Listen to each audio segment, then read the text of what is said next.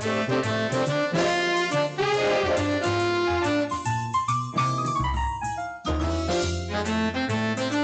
berlama-lama lagi, kita akan mendengarkan pemaparan dari Bapak Insinyur Dr. Andes Johan Yoga, MSc, MOT, PhD, mengenai Growth Digital Mindset, fondasi berpikir guru dalam menghadapi perubahan di era digital. Silakan Bapak Johan. Oke, terima kasih, Mbak Asti. Jadi sebelum mulai, saya ingin menegur dulu ini sahabat sama guru saya yang tadi sudah menjadi pembicara satu. Selamat pagi, Prof. Yanto. Ya, mohon izin untuk melanjutkan apa yang Prof sampaikan. Kemudian juga selamat siang buat teman-teman semuanya yang ada join pagi ini. Jadi saya pagi hari ini akan melanjutkan apa yang disampaikan oleh Prof Yanto, ya, karena kami ini untuk bidang growth mindset ini adalah duo, ya, duo sekawan. Oke, jadi saya mohon izin langsung share screen aja supaya kita cepat. Saya share. Oke, jadi seperti yang disampaikan ke saya, judul yang akan saya bawakan adalah Digital Growth Mindset, fondasi berpikir guru di era digital. Oke. Jadi apa yang saya sampaikan ini adalah melanjutkan apa yang disampaikan oleh Prof Suyanto sebelumnya.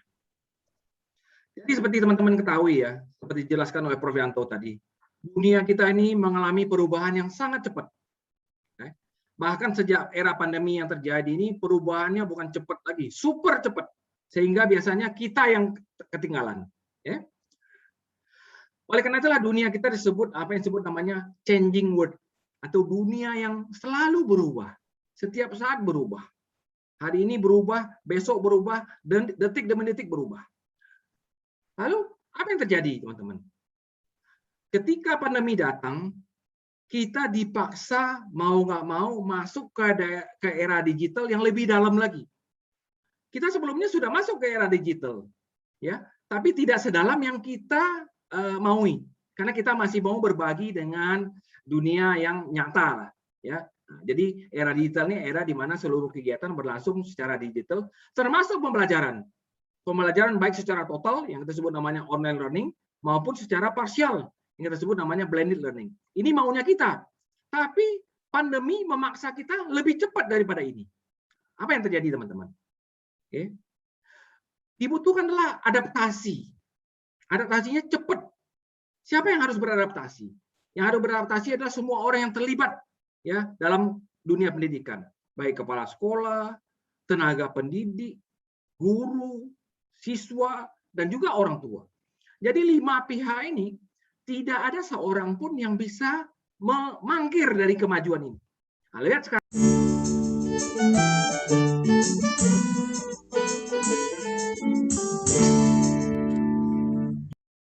Sekarang teman-teman ya, kita PJJ, sekolahnya dari rumah. Orang tua yang selama ini tidak terlibat dalam pendidikan, terpaksa terlibat. Dan biasanya banyak komplain.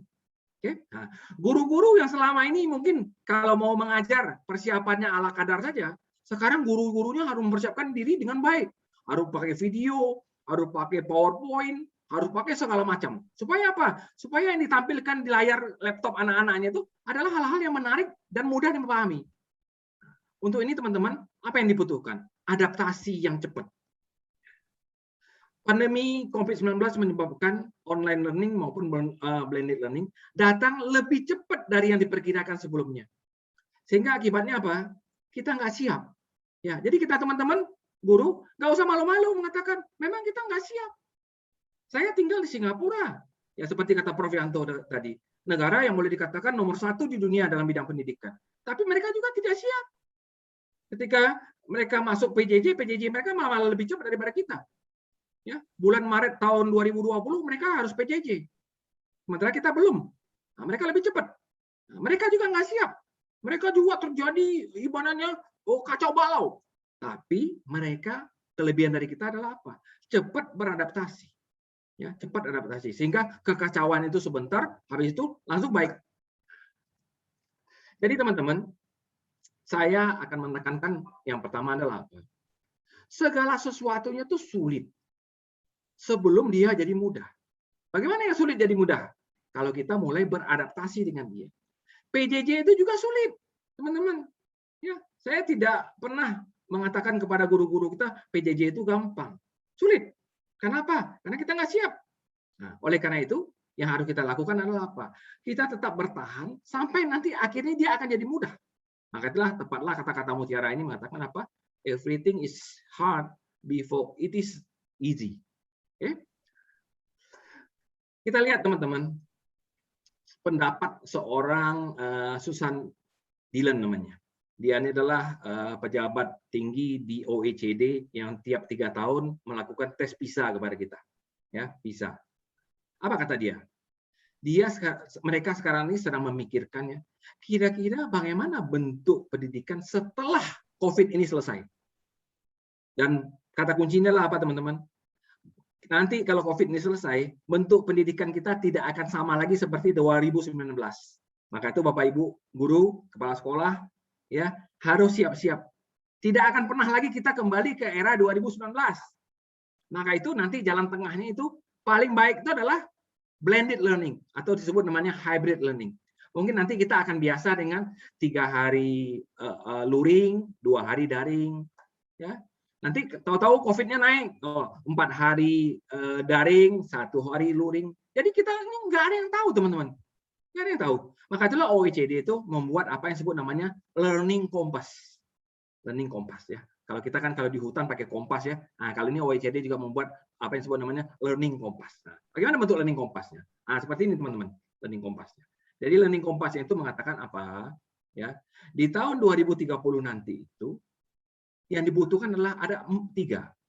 Ada knowledge, ada skill, ada attitude dan value. 4 hal itu harus satu kesatuan. Kalau punya knowledge saja nggak cukup, punya skill saja nggak cukup, harus ada attitude and value. Nah, nanti growth mindset yang saya bicarakan bersama Prof. Yanto itu masuk ke kelompok yang di bawah itu, attitude and value itu. Justru yang terjadi adalah apa? Justru itulah yang lebih penting, yang lebih menentukan. Kenapa? Karena kalau skill dan knowledge itu relatif sama. Ya, teman-teman, relatif sama. Apalagi zaman online sekarang. Knowledge sama skill-nya relatif sama. Nanti yang membedakan adalah ini. Membedakan ini. Bagaimana orang tuh ulet, bagaimana orang tuh pantang menyerah, bagaimana orang tuh punya keinginan untuk mempelajari sesuatu yang baru. Oke, jadi ini justru bedanya di sini. Justru kalau di sini nanti hampir sama aja. Google ada, ya tinggal di search di Google sehingga knowledge-nya sama, skill-nya sama. Nanti yang membedakan adalah apa attitude-nya, apa value-value yang dipegang oleh dia. Ini menurut ramalan dari OECD yang setiap 3 tahun melakukan survei visa kepada kita. Oke. Jadi faktor apa yang menentukan? Nah, seperti dijelaskan oleh Prof. Yanto tadi, yang menentukan adalah faktor mindset. Oke, faktor mindset ini akan sangat menentukan. Jadi kalau kita memiliki fixed mindset, ini yang fixed mindset teman-teman, lihat gambarnya, ini fixed mindset, maka kita menganggap perubahan-perubahan ini semuanya adalah kendala. Maka tuh lihat teman-teman, lihatnya, komplain aja nih, komplain aja isinya. Nggak bisa, nggak biasa, nggak ada persiapan, sinyal lemot, segala macam. Ya, saya nggak lama akhir bikin PPT, saya nggak biasa pakai video, saya biasanya cuma pakai whiteboard. Ya teman-teman. Nah, sebaliknya bagi yang growth mindset ini adalah peluang, peluang. Ya, jadi segala perubahan itu adalah peluang. Peluang mengajar lebih menarik, peluang mengajar lebih efektif, peluang mengajar dan menggunakan teknologi. Apalagi seperti kata Prof. Yanto tadi, kita berada di era revolusi industri 4.0. Maka itu teknologi salah satunya adalah bagian dari kehidupan kita. Nah, ini kira-kira teman-teman bisa lihat ya. Jadi mindset ini berperan ketika terjadi perubahan. Yang satu pengennya tetap ada di zona nyaman. Nah, kalau guru-guru yang kebetulan memiliki fixed mindset, apa yang dicita-citakan sama dia? Aduh, kapan COVID ini selesai supaya kita bisa mengajar seperti tahun 2019 lagi? Nah, saya akan menyampaikan bad news, Bapak Ibu. Kita tidak akan pernah kembali ke 2019. Jadi 2019 itu akan menjadi kenangan kita. Kita akan nggak pernah lagi mengajar seperti tahun 2019. Nah, kita nggak tahu nih 2000 berapa akan berakhir COVID ini. Ya, di sanalah nanti kita akan beradaptasi dengan cara baru, dengan sesuatu yang disebut namanya new normal. Oke. Lalu teman-teman, ada seorang ahli psikologi namanya Carol Dweck. Dia mengarang buku yang disebut namanya bukunya Mindset. Ya, Mindset. Apa katanya? Dia katakan apa? Apa yang bisa kamu pelajari dari kondisi saat ini? Jadi kalau kondisi saat ini lagi COVID, lagi belajar harus PJJ, apa yang bisa kita pelajari? Kemudian, apa yang ingin kamu lakukan berikutnya ketika kita berada dalam situasi ini? Nah, inilah kata-kata Carol Dweck yang menjadi pemikiran buat teman-teman semua. Ya, teman-teman mungkin sekarang lagi sulit ini. Ya, diharapkan dulu Juli bulan lalu kita akan memulai tahun ajaran dengan sudah luring. Ternyata apa yang terjadi? Datanglah virus Delta. Akibatnya apa yang terjadi, teman-teman? Hampir semua daerah di Indonesia ini merah. Ya, apalagi saya dengar dari Prof. Yanto di Jogja, katanya semua merah, udah hampir sama Jakarta. Ya. Nah, oleh karena itulah tepatlah apa yang dikatakan oleh Carol Dweck nih. Apa yang bisa saya pelajari dari kondisi ini? Dan kemudian apa yang akan saya lakukan ke depannya? Inilah kata dari Carol Dweck yang menciptakan teori growth mindset yang kita anut itu. Lalu, Carol Dweck mengatakan, ya, ada dua fondasi berpikir, ya, yang membedakan orang fixed mindset dan growth mindset. Maka itu tepat sekali judul dari webinar yang diberikan kepada saya adalah apa fondasi berpikir guru di era digital ini. Kalau dia fixed mindset, fondasi berpikirnya itu adalah CBT. Apa itu CBT? CBT adalah constraint based thinking. Ya, constraint based thinking. Apa artinya constraint based thinking? Semua perubahan itu adalah kendala. Dan biasanya guru-guru yang CBT ini adalah guru-guru yang sulit beradaptasi. Ya, dan maunya adalah apa? Seperti yang dulu saja. Udahlah, udah enak-enak seperti dulu, kenapa diubah? Udah enak-enak pakai whiteboard, kenapa harus pakai laptop? Nanti laptopnya kalau hang gimana? Kalau listrik mati gimana? Oke, kalau kena virus gimana? Pokoknya segala perubahan itu bukan dia beradaptasi, tapi dia menjadikan itu kendala. Maka itulah orang-orang CBT itu nanti akan menjadi orang yang fixed mindset. Kerjanya adalah komplain aja terus. Kerjanya menggerutu saja. Ya. Nah, sebaliknya, orang-orang growth mindset itu memiliki fondasi berpikir yang disebut namanya OBT. Ya, OBT. Namanya apa? Opportunity based thinking. Segalanya itu adalah peluang. Oke, kita nggak bisa mengajar secara luring di kelas masing-masing. Sekarang kelas itu kita bawa pindah ke layar laptop. Nah, bagaimana kita membuat materinya? Bagaimana supaya anak-anak kita mudah memahaminya? Tidak mungkin lagi kita berceramah panjang lebar. Kenapa? Anak-anak kita juga mengalami kejenuhan yang luar biasa. Ah, inilah yang dibutuhkan kreativitas guru. Bisa nggak dia membuat materi itu hanya beberapa lembar, menarik, dan tujuannya tercapai? Nah, inilah teman-teman semuanya. Inilah fondasi berpikir yang membedakan antara orang fixed mindset dan orang growth mindset. Maka seperti kata Prof. Yanto tadi. Ayo yang merasa fixed mindset, yang ciri-ciri ini adalah menganggap semua perubahan itu kendala, segera cepat beralih menjadi growth mindset. Supaya apa? Semua kendala itu kita anggap, kita ubah menjadi peluang. Untuk itu kita perlu apa? Kita perlu bekerja keras. Ingat tadi 3 prinsip dasar. Kalau orang yang bersifat fixed mindset itu prinsipnya adalah apa? Semuanya ada talentanya, semuanya sudah ditakdirkan. Oleh karena itu kita menghindar dari kendala. Nah, kalau orang growth mindset, apa prinsipnya? Segalanya itu tergantung belajar. Sukses dan gagal itu tergantung seberapa kuat kita berusaha. Oleh karena itulah kita harus mau menerima kalau kita gagal, kita mendapat tantangan. Itu prinsip-prinsip dasar yang menyebabkan orang berkembang menjadi CBT atau OBT. Sekali lagi, teman-teman yang merasa dirinya saat ini CBT, suka komplain, suka mengeluh, suka ini, suka itu, segera lepaskan sifat-sifat itu, beralih ke OBT. Karena supaya teman-teman bisa menjadi seorang yang disebut namanya apa? Growth mindset. Jadi beginilah kira-kira gambarnya teman-teman ya. Kalau orang fixed mindset itu dia merasa dalam penjara. dalam penjara dia. Oleh karena itu dia pengen situasinya persis sama seperti dulu, itu aja. Lama-lama apa? Dia jenuh. Karena dia terkunci di daerahnya. Nah, sebaliknya orang-orang yang growth mindset, teman-teman bisa lihat, ya, orangnya berkembang, orangnya maju, orangnya bertumbuh, orangnya semangat belajar. Akibatnya apa yang terjadi, teman-teman? Ingat, guru ini adalah sumber informasinya dari murid, sumber inspirasinya dari murid. Kalau guru nggak ada, teman-teman, murid itu juga tidak ada gunanya. Nah, karena itulah, teman-teman, mudah-mudahan kalau teman-teman merasa sekarang masih berada di fixed mindset, segera berubah menjadi growth mindset. Kenapa? Mindset ini segalanya. Ya, seperti kata Prof Yanto tadi, mindset salah, hasilnya pasti salah. Kalau mindset benar, barulah hasilnya akan benar. Maka tuh segera buang mindset yang salah, ya, segera ambil mindset yang benar. Segera buang fixed mindset, segera ambil apa yang disebut namanya growth mindset.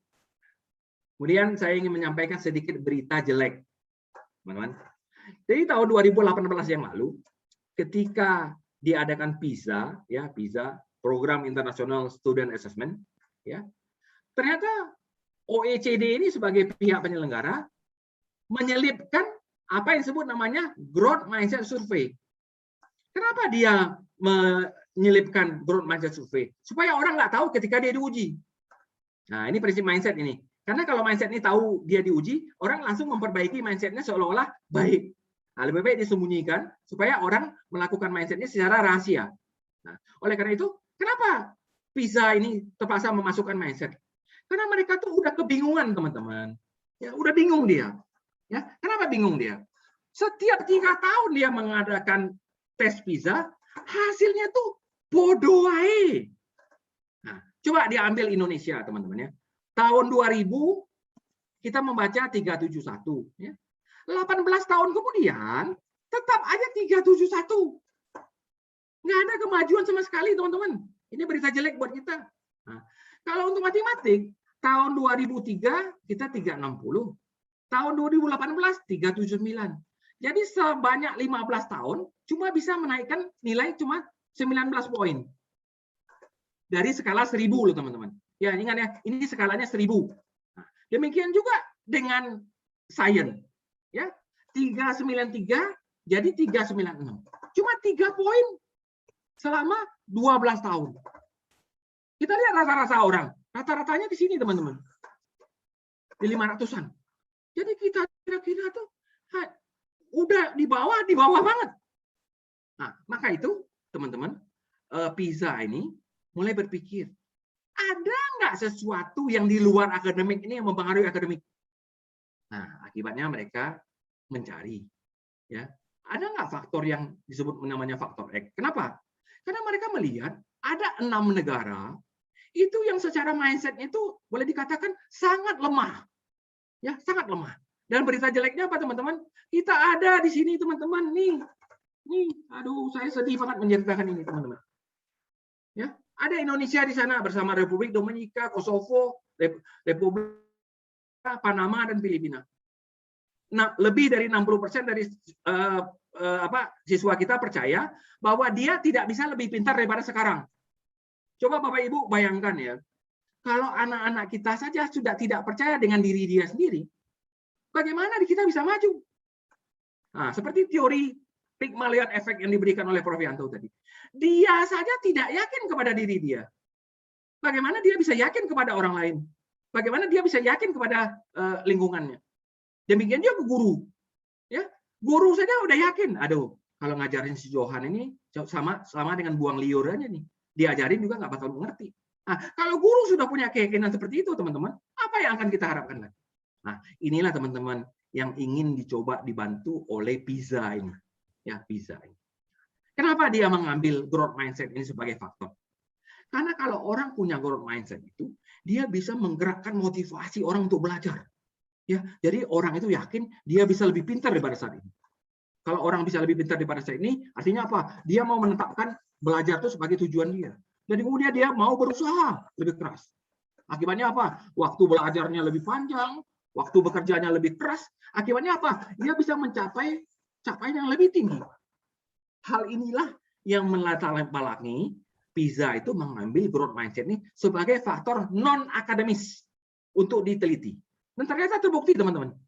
Apa buktinya, teman-teman? Ini katanya. Ada asosiasi positif antara growth mindset dengan academic performance. Makin tinggi growth mindset, makin tinggi akademik. Makin rendah growth mindset, makin rendah akademik. Nah, kita ambil Indonesia, teman-teman. Ya, Indonesia itu secara growth mindset itu nomor 3. Ya, secara growth mindset. Secara akademik itu nomor 6. Tapi teman-teman jangan senang dulu. Ini nomor 3 dari bawah sama nomor 6 dari bawah. Ya, dua-duanya dari bawah. Akibatnya apa yang terjadi? PISA makin yakin growth mindset kita rendah yang menyebabkan akademik kita rendah. Nah, di mana hubungannya? Kalau growth mindset-nya rendah, artinya apa? Kita merasa, ya udahlah, saya memang sudah takdir saya. Nggak bisa matematik misalnya. Sudah takdir saya dapat matematik 2 selalu. Nah, akibatnya apa? Besok ada ujian matematik, dia nggak perlu belajar. Karena keyakinannya apa? Belajar nggak belajar itu sama aja. Bodoh wae. Akibatnya akademiknya juga rusak. Nah, inilah kira-kira teman-teman kesimpulan dari PISA yang membuat mereka makin yakin bahwa growth mindset itu lebih tinggi levelnya daripada akademik. Nah, kemudian bertanya mereka, sekarang siapa yang bisa mengajarkan mindset ini di kelas? Nggak ada, teman-teman. Guru. Nah, lewat apa yang disebut namanya coaching. Nah, makanya teman-teman, berita gembiranya adalah apa? Saya bersama Prof. Yanto oleh Singapura gurunya yang disebut namanya GMC, yaitu apa? Growth Mindset Coach. Nah, kami sudah mendapatkan 1.000 orang ini. 1.000 orang yang saat ini kami lagi latih. Nah, dan insya Allah tanggal 27-28 nanti dilatih lagi dosen sekarang. Kalau sekarang yang kami latih itu adalah guru-guru. Guru kepala sekolah. Gurunya dari PAUD sampai profesor. Oke, nah, nanti 27-28 kita akan melatih 1.600 orang dosen dari UNY. Sehingga nanti tanggal 28 sore itu seluruh dosen-dosen UNY itu akan mendapat title tambahan, yaitu GMC, Growth Mindset Coach. Nah, kami nanti berharap juga teman-teman yang hadir di sini nanti mungkin difasilitasi oleh sahabat guru. Mari kita sama-sama. Ya, kita contek program orang lain, kita lakukan di Indonesia. Kenapa? Karena kita butuh growth mindset ini. Growth mindset ini paling efektif adalah lewat guru. Mari kita lihat, teman-teman. Mengajarkan growth mindset di dalam kelas itu adalah menjadi tugas utama guru selain akademik. Ya, tugas utama guru selain akademik. Tentu guru-guru bertanya, bagaimana caranya, Pak? Nah, teman-teman, caranya adalah apa? Kalau kita sekarang ini melihat ada fixed mindset di sekitar kita, kita berupaya untuk menggeser ke sini, teman-teman. Ya, kalau fixed mindset itu artinya apa? Orangnya apatis, menerima kondisi apa adanya, semuanya takdir. Ya udahlah, ini takdir kita. Nah, sebaliknya orang growth mindset itu adalah orang apa? Orang yang semangat untuk bertumbuh. Sehingga ditunjukkan oleh apa? Hijau, royo-royo, kata Prof. Yanto. Ya, supaya apa? Supaya sekolah itu menjadi tempat tumbuhnya anak-anak kita. Ya, begini, datang ke sekolah seperti ini, sebulan jadi ini, 2 bulan jadi ini, 5 bulan jadi ini. Tumbuh dia. Siapa yang bisa menumbuhkannya? Adalah guru. Bagaimana cara gurunya menumbuhkannya? Dengan cara menjadi seorang coach. Seorang coach. Oke, seorang coach. Oleh karena itu, teman-teman, OECD mengatakan apa? Growth mindset ini beyond akademik. Ini kalau semua ini akademik, teman-teman. Ini akademik. Ya. Nah, ini growth mindset. Dia beyond. Apa artinya beyond?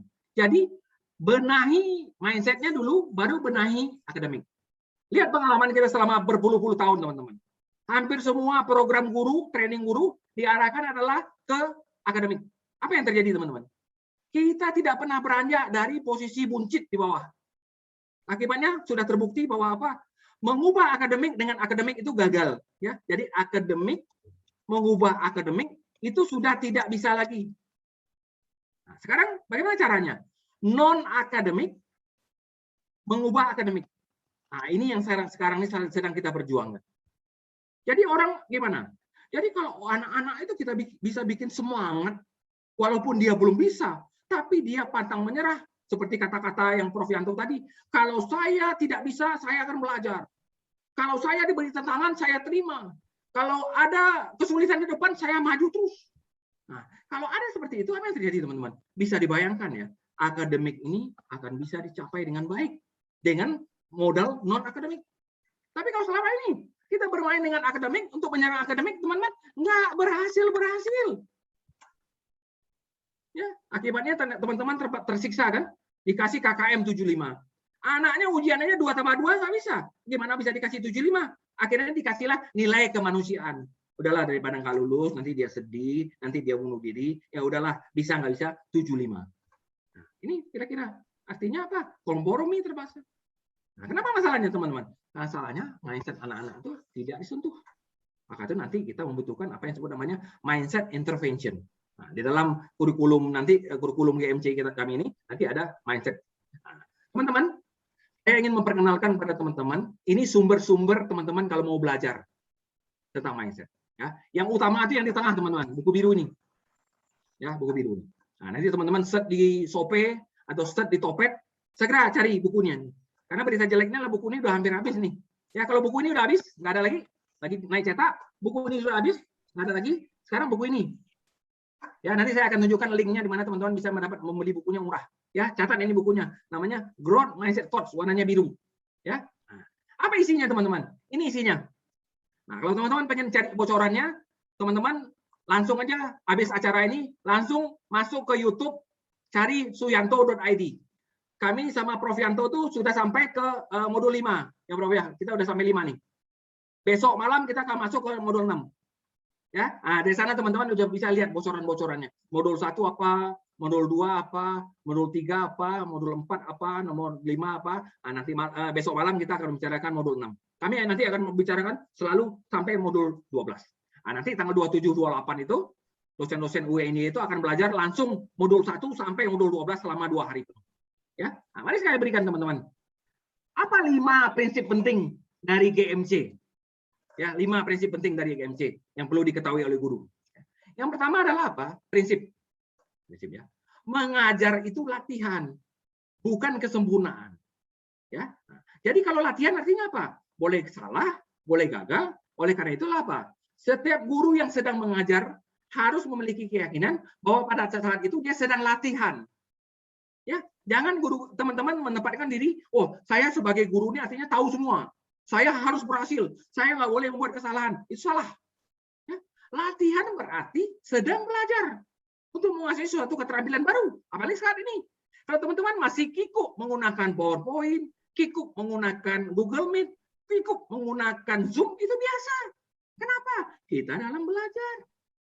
Karena itu apa? Wajar ada tantangan, ada kegagalan. Yang paling penting apa? Terima tantangan itu dan kegagalan, kemudian coba lagi. Kenapa? Karena itulah cara otak untuk belajar dan berkembang. Jadi tidak ada yang perlu dikhawatirkan. Aduh, saya malu nih, Zoom aja nggak bisa, PPT belum lancar, Google Meet boro-boro. Nah, teman-teman lihat ya, prinsip pertama ini adalah apa? Mengajar itu adalah latihan.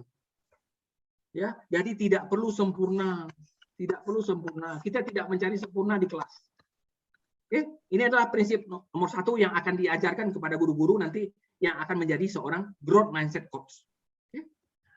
Jadi, apa yang dibutuhkan oleh guru-guru di kelas itu? Dia mempromosikan growth mindset.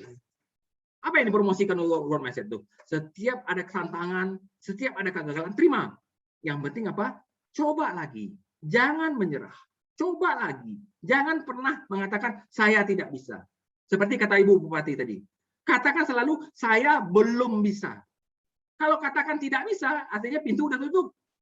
Kalau kita katakan saya belum bisa, artinya apa? Kalau saya mau belajar, saya mau berusaha, pasti saya bisa. Jadi apa yang disampaikan oleh Ibu Bupati tadi, apa yang disampaikan oleh Prof. Yanto tadi, persis sama yang kami sampaikan. Promosikan semangat itu di dalam kelas. Maka itulah guru itu perlu mempromosikan growth mindset ini di dalam kelas. Oke? Sekarang mari kita masuk ke prinsip kedua. Prinsip kedua adalah apa? Setiap orang bisa belajar. Nah, ini teman-teman yang perlu camkan kepada murid. Sehingga kalau setiap orang bisa belajar tuh tidak ada lagi bodoh pinternya. Ya. Nah, inilah definisi paling tepat dari growth mindset. Jadi kalau dikatakan apa itu growth mindset? Growth mindset itu adalah keyakinan bahwa setiap orang pasti bisa belajar. Apapun juga yang dia mau. Yang penting dia mau nggak belajar. Keyakinan seperti itulah yang mendorong dia untuk mau bekerja keras. Di era digital saat ini, proses belajar telah mengalami perubahan yang mendadak dan fundamental. Oleh karena itu, guru harus mau belajar untuk dapat menguasainya. Jangan pernah mengatakan guru, aduh, saya kalau pegang mouse tuh udah gemeteran.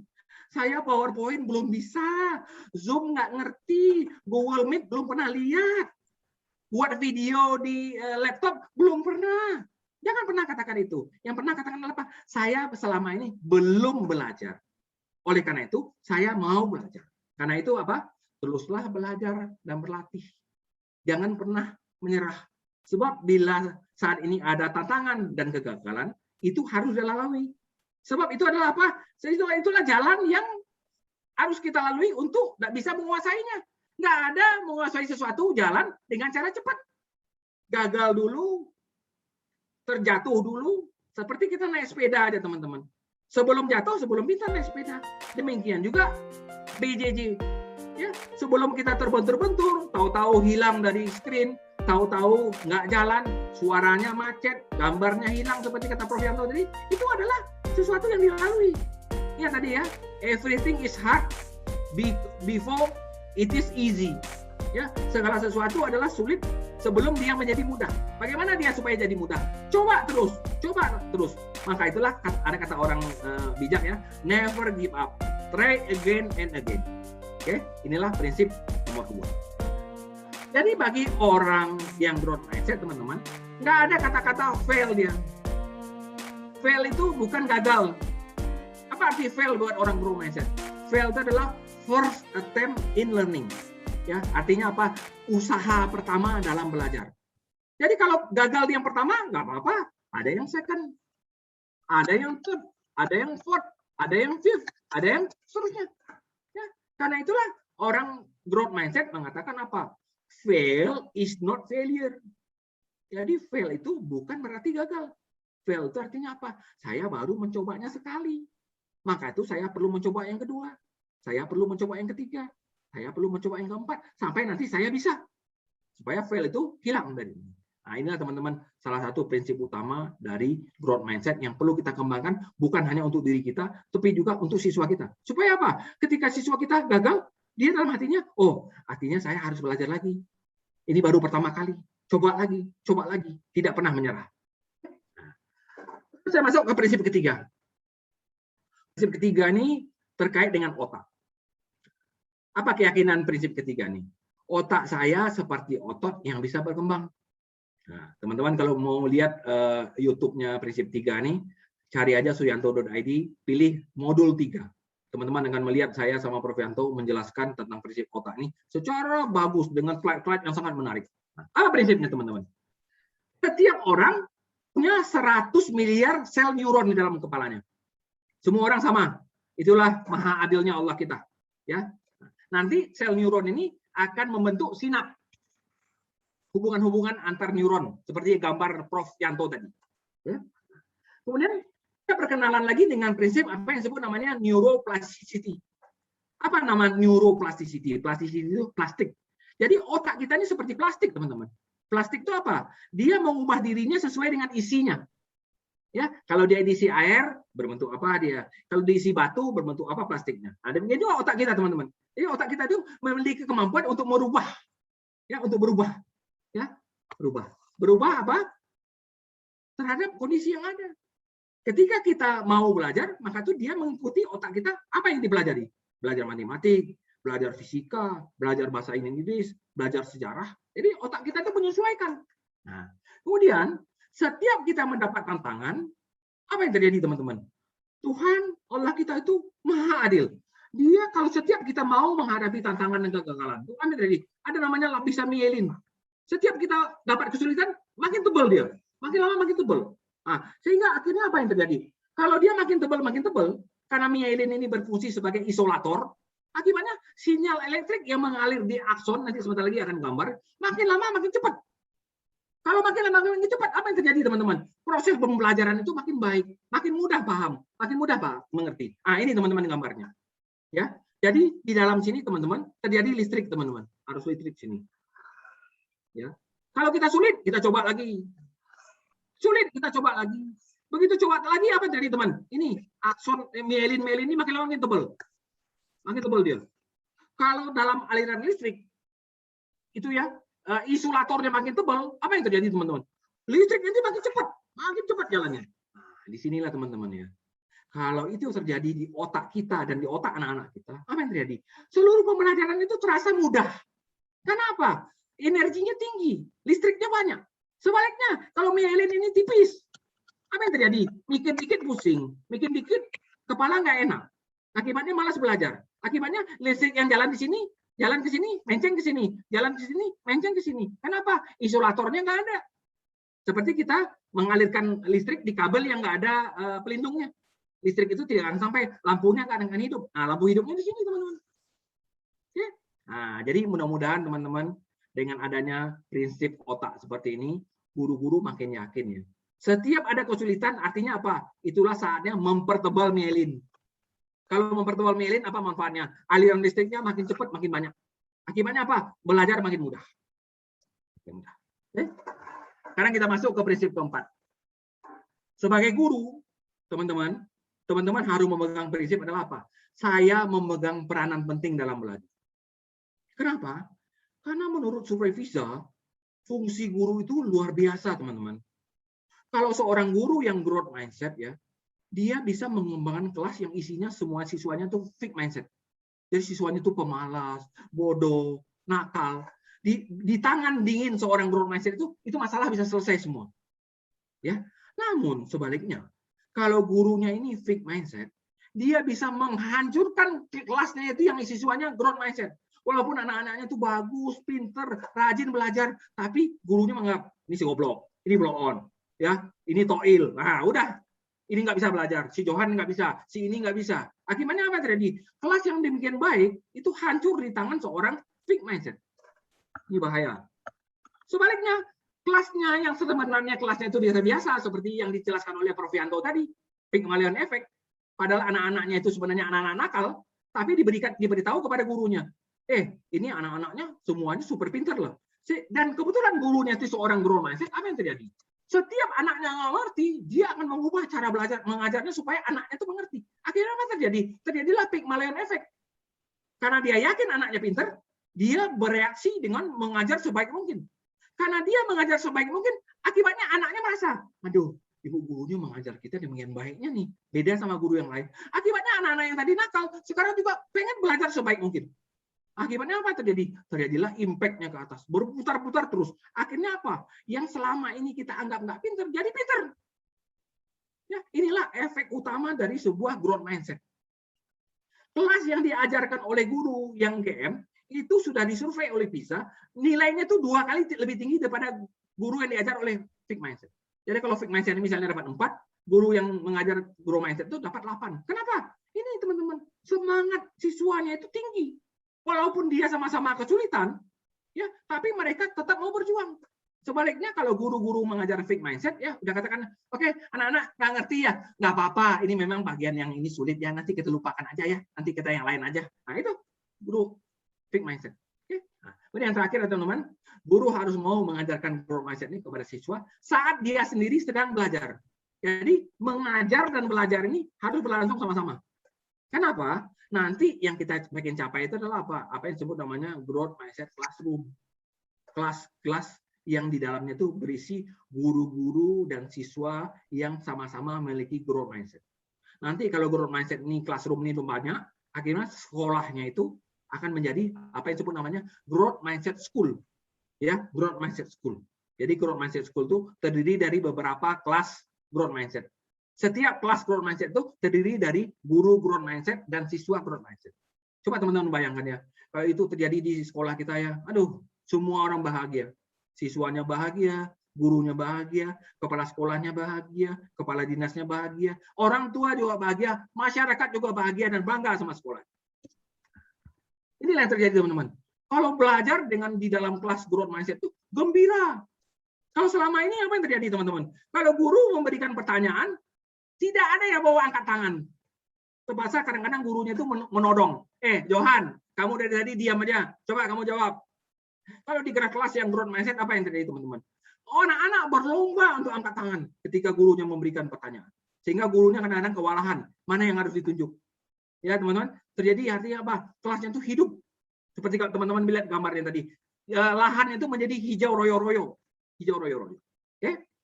Sekarang kita masuk ke prinsip kelima. Ini prinsip terakhir, teman-teman. Tantangan, kritik, dan kesalahan itulah sumber belajar. Oke? Jadi kalau kita dalam menghadapi PJJ, menghadapi tantangan, teman-teman, kita hadapi dengan apa? Dengan kerja keras. Belajar PPT, belajar Zoom, belajar Google Meet, belajar membuat video. Ya, supaya apa? Supaya kita bisa mengeluarkan seluruh potensi kita. Ya, apalagi kita udah jadi guru. Oke, teman-teman. Nah, kemudian kalau ada yang kritik, ini kayaknya videonya nggak bagus, gambarnya kurang sinkron, gambarnya kurang kontras, gerakannya lambat, ya, ketika ditampilkan warnanya nggak matching, terima sebagai informasi. Ya, terima sebagai informasi. Ya, tanya, kira-kira warnanya gimana ya? Nah, seperti saya membuat slide saya ini, teman-teman. Ini Prof Yanto yang ngasih ide. Pak Jo, pakai birunya biru gelap. Nanti tulisannya pakainya kuning atau putih. Saya ikutin, apa yang terjadi, teman-teman? Orang-orang melihat slide saya ini katakan, aduh Pak, warnanya bagus banget ya. Ada biru tua, ada biru muda, ada putih, ada kuning. Padahal ini sebenarnya ide Prof Yanto nih yang saya pakai. Saya menerima kritik dari Prof Yanto, menerima masukan dari Prof Yanto. Kenapa? Itulah informasi gratis. Nggak perlu belajar kita, udah ada orang yang beritahu. Kemudian yang terakhir adalah, teman-teman, kalau kita membuat kesalahan, ingat, kesalahan adalah sukses yang tertunda. Jadi gunakan kesalahan itu sebagai peluang untuk maju. Jangan kita ratapi. Seperti Prof Yanto cerita tadi ya, bagaimana seorang Thomas Alva Edison ya seribu kali gagal baru berhasil. Sehingga kalau kita gagal kita tahu, oh jangan ke sana, jangan pakai rambut untuk menjadi mengalirkan arus listrik, karena apa? Itu gagal, itu nggak bisa. Jadi tantangan, kritik, kesalahan itu adalah apa? Pupuk untuk sebuah growth mindset. Lalu teman-teman, dulu 2019 ini dia. 2020 ini dia. Ya, nah ini 2020. Mungkin teman 20 nih. Ini mungkin teman-teman lagi ini nih 2021 nih. Ini semuanya luring. Namanya PTM, tatap muka. Oke. Tahu-tahu datang pandemi. Nah, teman-teman harus PJJ di sini. PJJ. Nah, mulai sulit kan? Nah, tapi saya yakin tahun ini kesulitan itu mulai kecil. Jadi kalau PJJ-nya besar, sekarang PJJ-nya kecil. PJJ kecil. Saya yakin teman-teman 2022 nanti teman-teman sudah bisa semua. Ya, inilah pola pembelajaran, teman-teman. Artinya apa? Ini kita berubah dari situasi yang ada, situasi biasa, jatuh dulu, pusing, sulit, gagal, kemudian kita mendaki bersama-sama dengan teman-teman kita, maka itu guru-guru harus saling mendukung, didukung oleh kepala sekolah, akhirnya nanti insya Allah kita tahun 2022 tuh PJJ kita tuh udah akan lancar. Maka itu kita akan menduga, teman-teman, PJJ itu nanti akan berubah menjadi apa yang disebut namanya hybrid learning. Nanti teman-teman akan mencampurkan antara PJJ dengan PTM. Mungkin 2 hari PTM, 3 hari PJJ. Kalau kondisi lagi aman, nanti 5 hari PTM. Kalau kondisi kurang aman, kurangi 3 hari PTM, 2 hari PJJ. Jadi nanti ini kita akan bermain di sini, teman-teman. Semua orang mengalaminya. Ya, 2019 enak di atas, 2020 jatuh ke bawah, 2021 mulai mendaki. Insya Allah tahun 2022 kita udah masuk ke suasana yang lebih baru lagi. Yakin, teman-teman. Selagi teman-teman punya growth mindset, ya, di mana growth mindset itu dibutuhkan? Ketika di sini, ketika kita jatuh, ketika kita sedang mendaki, itulah dibutuhkan namanya growth mindset. Oleh karena itu, teman-teman, mengembangkan growth mindset itu adalah tugas utama kita di saat-saat sulit ini. Yang sulit itu bukan hanya teman-teman, murid juga sulit, kepala sekolah juga sulit, orang tua juga sulit, semua orang sulit. Ya. Lalu muncul pertanyaan, sebenarnya apa growth mindset itu? Growth mindset itu adalah cara bersikap, cara menghadapi masalah, cara untuk membangkitkan diri sendiri pada saat kita harus menerima kegagalan dan terpuruk. Oke, teman-teman, ini saya mengambil definisi growth mindset dari sebuah buku, dan saya rasa ini sangat tepat. Ya, jadi apa itu growth mindset? Growth mindset adalah cara kita bersikap, cara kita menghadapi masalah, cara untuk membangkitkan diri sendiri pada saat kita menerima kegagalan. Lalu dalam bentuk apa kelihatannya? Dalam bentuk seharian, lihat dalam bentuk apa yang disebut namanya karakter non kognitif. Ingat ya, ini bukan kognitif ya teman-teman, non kognitif. Apa itu non kognitif? Kegigihan, kesabaran, ketekunan, ketangguhan, serta sejumlah sifat-sifat positif lainnya. Jadi kalau gurunya gigih, gurunya sabar, gurunya tekun, gurunya tangguh, percayalah teman-teman, murid-murid kita pasti merasa yang sama. Waduh, gurunya aja mau, kenapa kita nggak mau? Nah, sebaliknya, kalau gurunya nggak gigih, nggak sabar, nggak tekun, nggak tangguh, sifat-sifatnya negatif, apa yang terjadi? Anak-anak juga kita akan ikut. Ya teman-teman, jadi inilah kira-kira teman-teman, kalau teman-teman punya foto, ya foto ini. Ini adalah slide utama yang menyatakan apa itu growth mindset. Cara bersikap, cara menghadapi masalah, cara untuk membangkitkan diri sendiri pada saat harus menerima gagal dan terpuruk. Pada saat sekarang kita gagal dan terpuruk, teman-teman. Ya dengan adanya COVID. Tapi kita gigih, kita sabar, kita tekun, kita tangguh, kita kumpulkan sifat-sifat positif kita dan kita tularkan kepada anak-anak kita supaya bisa lolos dari ini. Oleh karena itulah teman-teman, saat zaman digital ini berkembang apa yang disebut namanya digital mindset. Supaya digital mindset ini bisa berkembang dengan baik, dibutuhkan apa yang disebut namanya growth mindset. Maka itu digabunglah apa yang disebut namanya digital growth mindset. Jadi digital growth mindset itu adalah kombinasi antara digital mindset dan growth mindset. Kalau orang tidak punya growth mindset, dia tidak akan bisa punya digital mindset. Kenapa? Buat kita ini baru. Siapa yang membayangkan dulu mengajar dengan Zoom? Nggak ada yang membayangkan kita belajar dengan Zoom. Ya, nah, maka itu kita harus beralih ke digital. Untuk bisa beralih ke digital, kita perlu daya ini. Maka itu lihat teman-teman yang ini. Perlu daya dukungnya. Ini mendukung ke atas. Apa yang mendukung ke atas? Adalah growth mindset. Ya, growth mindset. Oke? Sehingga nanti yang akan terjadi teman-teman lah apa? Ya, guru dan siswa itu masing-masing tumbuh teman-teman. Tumbuh dia. Tumbuh mereka. Ya, tumbuh mereka.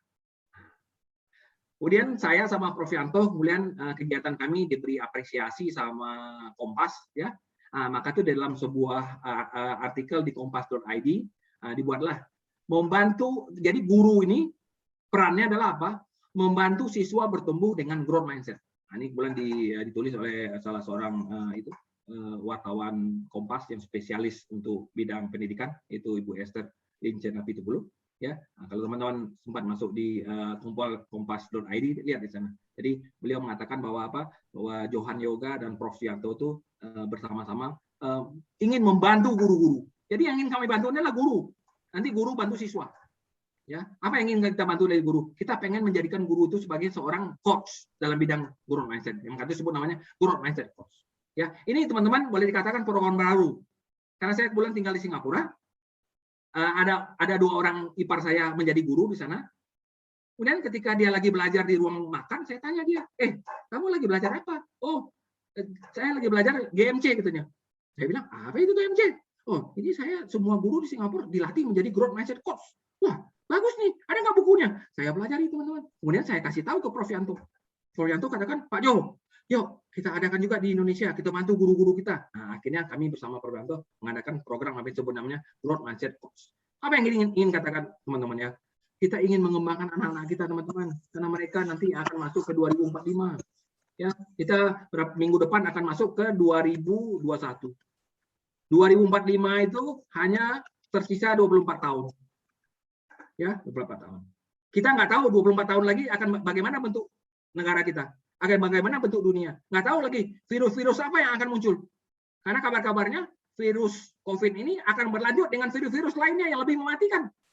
Dengan COVID aja kita udah tukang langgang, nah yang akan lihat itu nanti adalah anak-anak kita, teman-teman. Maka itu kita sebagai guru, sebagai kepala sekolah, sebagai dosen, perlu sekali membekali anak-anak kita dengan growth mindset supaya apa? Supaya mereka tangguh, mereka gigih, mereka tekun untuk belajar.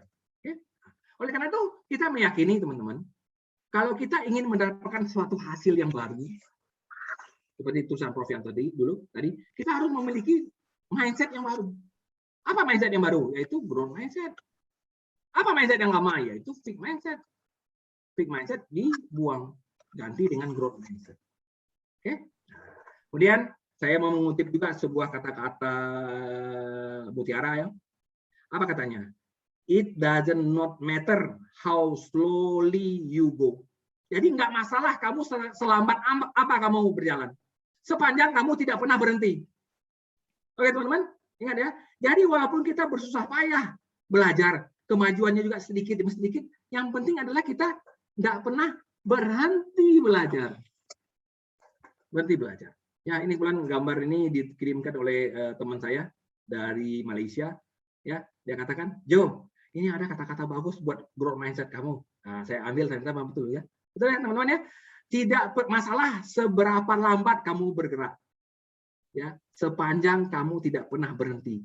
Pasti kamu akan bisa mencapainya. Ini keyakinan yang perlu teman-teman camkan juga kepada siswa kita. Dan teman-teman camkan kepada diri teman-teman sendiri. Walaupun sekarang PJJ sulit, ingat, jangan pernah stop. Kalau stop artinya kita selesai. Tapi kalau teman-teman bertahan, berjuang, gigih, tekun, sabar, teman-teman insya Allah akan sukses. Oke? Sehingga sekarang teman-teman tidak lagi ada namanya impossible. Semuanya possible. Tidak lagi yang namanya unable, tidak bisa. Semuanya bisa. Maka tuh kuncinya apa? Semua orang bisa belajar. Semua orang harus naik ke sini teman-teman. Nih, mendaki dulu. Sebelum dia mencapai sini. Tidak ada jalan yang seperti ini teman-teman. Kalau orang fixed mindset, pengen jalannya seperti ini. Ini adalah jalan orang growth mindset. Mendaki. Mendaki. Maka itu perlu apa? Gigih, sabar, tangguh, tekun. Oke? Nah, cuman saya belikan juga ada sebuah buku. Ini buku mindset ya, yang dibaca oleh Bill Gates. Apa kata Bill Gates ya? What you believe affect what you achieve. Jadi apa yang kamu yakini akan mempengaruhi apa yang kamu dapatkan. Nah, seperti yang kata Prof Yanto tadi. Kalau dia meyakini anak-anaknya itu bodoh, maka tuh dia akan mendapatkan anak-anak yang bodoh. Tapi kalau dia meyakini anak-anaknya itu pintar, maka tuh dia akan mendapatkan anak-anak yang pintar. Maka itulah keyakinan guru ini kuncinya. Maka itu guru jangan pernah menjadi fixed mindset. Anak saya bodoh, anak saya malas, anak saya nakal. Selalu buang ini, teman-teman, ganti dengan keyakinan baru yaitu growth mindset. Anak saya ini belajar, anak saya ini bisa sukses. Anak saya ini adalah anak-anak titipan Allah kepada saya. Saya berkewajiban membuat dia jadi lebih pintar daripada saat ini. Itu keyakinan yang perlu diucapkan oleh guru. Nah, oleh karena itu, kalau kita memiliki growth mindset, apa yang terjadi teman-teman? Kita terbuka untuk belajar. Ya, be open to learn. Kita memahami apa yang kita tidak ketahui. Ya, understand what you don't know. Oke. Kemudian kita mempersiapkan diri untuk bereaksi. Kemudian merespon setiap peluang yang ada. Jadi PJJ ini teman-teman, jadikanlah dia sebagai opportunities. Oke. Kemudian ingat, tidak ada sesuatu yang dicapai sendiri. Harus bersama-sama dengan teman-teman guru yang lain. Ya, kepala sekolah, teman-teman lain harus bersama-sama untuk supaya PJJ ini bisa lancar. Nggak ada alone. Ya. Nothing is achieved alone, kata dia. Kemudian apa? Terima perubahan. Terima perubahan. Kemudian yang terakhir adalah apa teman-teman? Selalu humble. Humble itu rendah hati. Tapi rendah hati sekaligus berani. Rendah hati untuk menerima kita gagal. Rendah hati kita menerima sulit, tantangan. Tapi kita berani untuk maju terus. Itulah prinsip dari growth mindset. Ya, nah, ya ini sebagai terakhir teman-teman. Seandainya teman-teman penasaran ya, dan saya mendorong supaya teman-teman penasaran ini. Segeralah cari referensi buku. Ya, nah, buku yang saya anjurkan pada teman-teman ada 3 sebenarnya, tapi yang saya anjurkan ada yang ini. Cari ini teman-teman, karena ini yang masih ada. 2 buku lagi ini udah nggak ada ini. Ya, nama bukunya adalah The Growth Mindset Coach. Ya, nah, warnanya biru nih, udah dalam bahasa Indonesia, diterbitkan oleh penerbit Baca. Nah, kalau teman-teman mau beli dengan harga murah, pergi ke sini teman-teman. Saya udah membuatkan sebuah link bekerja sama dengan penerbitnya. Search di Google atau di Shopee. Namanya adalah buku pendukung khusus training Indomie Map. Nah, nanti karena ada yang ngebaca sekarang, nanti pastikan dia ada di Gerai Baca Tangerang Selatan. Ini yang asli. Nanti teman-teman akan mendapat diskon kira-kira 25% sini. Ingat, ini buku ini udah hampir nggak ada. Yang 2 ini sudah hampir habis. Tadi teman-teman saya bertanya. Ya, beli 1 buku ini. Jadi kira-kira kalau teman-teman beli setelah diskon itu harganya 74.000. Pelajari bukunya teman-teman. Insya Allah teman-teman akan mendapat semangat baru. Kami sama Prof. Yanto ini udah mempersiapkan diri 12 minggu untuk membahas buku ini di YouTube-nya beliau. Kalau teman-teman nggak percaya, langsung habis acara ini masuk ke yusuyanto.id, ya, langsung lihat ada modul 1, modul 2, modul 3, modul 4, modul 5. Ini modulnya ada 12. Ya, tapi saya menganjurkan teman-teman ya, karena sebagai guru tentu semuanya lengkap ya, beli buku ini teman-teman. Beli 1 biji aja, kira-kira 74.000. Karena masalah ini, ya, beli langsung ini Tokopedia nih ya, tolong dicari nih buku pendukung khusus training Indomaret di Gerai Baca Tangerang Selatan. Ya, kalau di tempat lain harganya mahal. Ini kita mendapat fasilitas khusus dari penerbitnya untuk guru-guru, ya, untuk guru-guru. Oke teman-teman, saya rasa itu sekian saja yang bisa saya sampaikan. Terlebih terkurang saya mohon maaf seandainya adalah hal yang kurang berkenan. Yang penting adalah teman-teman, saya bersama Prof. Yanto itu pengen menjadikan teman-teman semua adalah sebagai seorang growth mindset coach. Bukan coach, supaya bisa meng-coaching anak-anaknya di dalam kelas. Sekian saja. Terima kasih. Saya kembalikan ke Ibu Arsy. Silakan Bu Arsy. Ya, terima kasih pemaparan yang sangat menarik dari Bapak Johan Yoga, ini luar biasa sekali. Dan nanti MC juga akan hadir juga ya di Sahabat Guru ya Bapak ya, luar biasa. Dan Bapak Ibu sekalian yang ingin bertanya silakan dapat menuliskan di kolom chat dengan